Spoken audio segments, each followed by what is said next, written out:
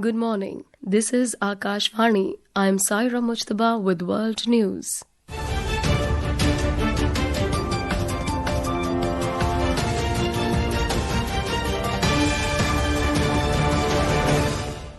The headlines. India and Japan launch AI dialogue and joint working group on critical minerals.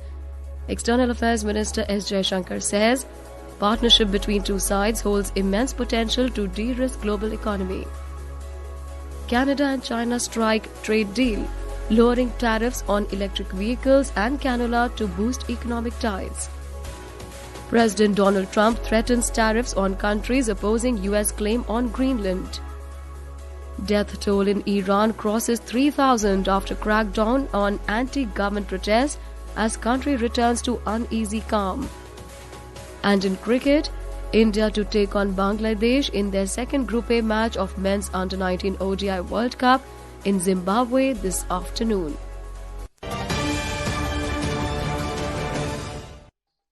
And now the news in detail.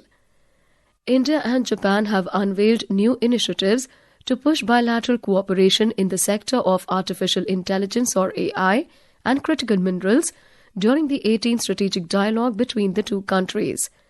Addressing a press conference in New Delhi yesterday, the External Affairs Ministry spokesperson Ranadhir Jaiswal said External Affairs Minister Dr. S. Jaishankar and his Japanese counterpart Toshimitsu Motegi participated in the dialogue in the national capital.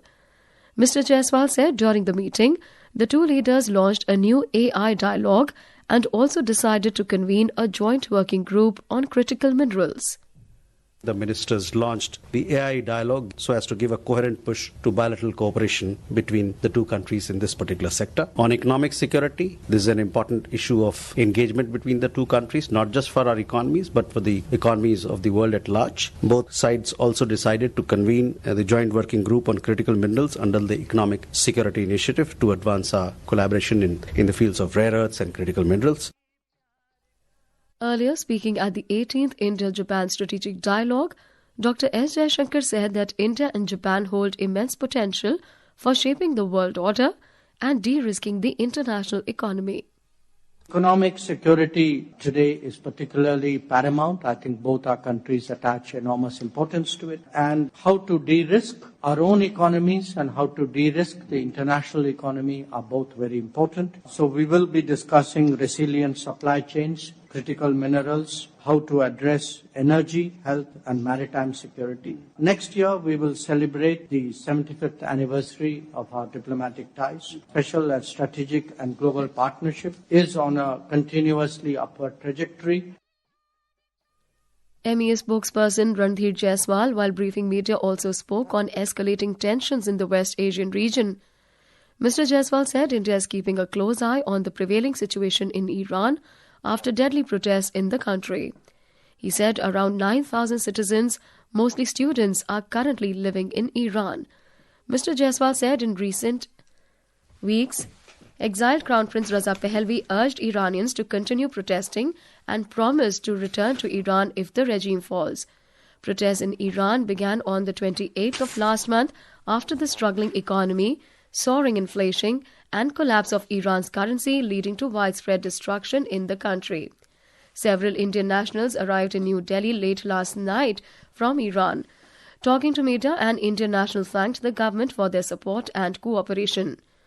On the Chabahar port, Mr. Jaiswal said in October last year, the U.S. Department of the Treasury had issued a letter outlining the guidance on the conditional sanctions waiver, which is valid till 26th of April this year. He said India remains engaged with the US side in working out this arrangement.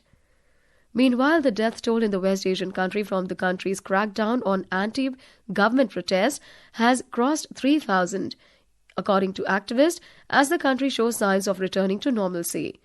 An uneasy calm appears on the streets in Tehran and shops have reopened, but a week-long internet blackout remains in place. Amid the uneasy calm, a hardline cleric, Ayatollah Ahmad Khatami, called for the death penalty of detained protesters and threatened US President Donald Trump. However, President Trump thanked Iranian leaders for cancelling hundreds of executions. Canada and China have agreed to a trade deal aiming to strengthen economic ties and lowering tariffs on electric vehicles or EVs and cannula.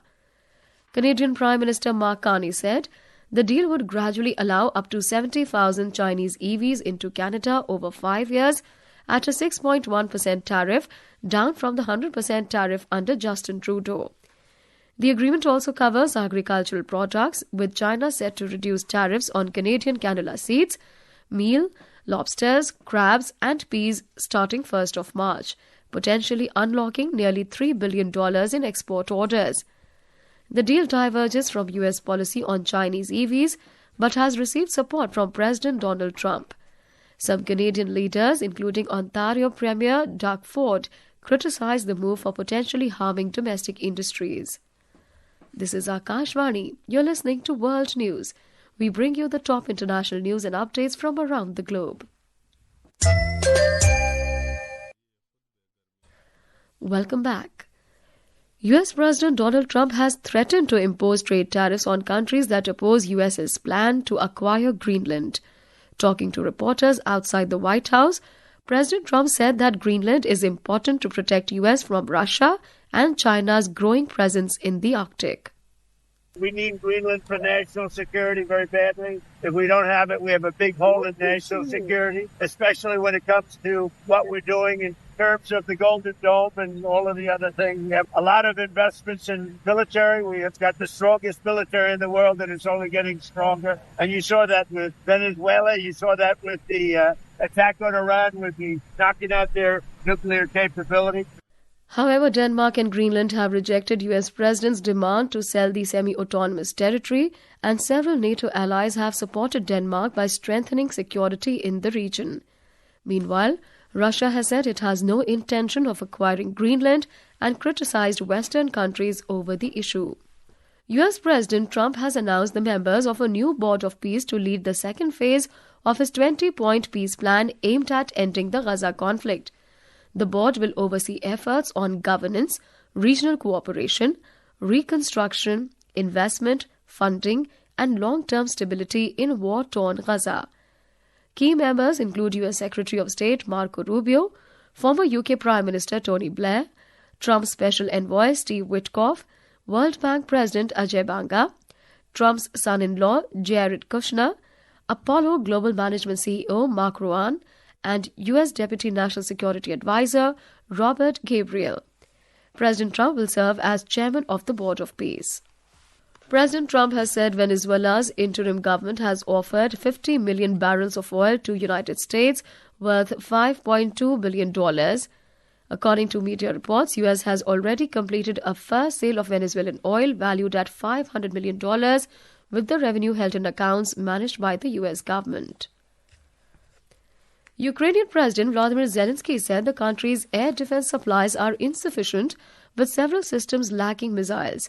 His remarks came after heavy Russian attacks on Ukraine's energy infrastructure, leaving thousands without heat or electricity during a harsh winter.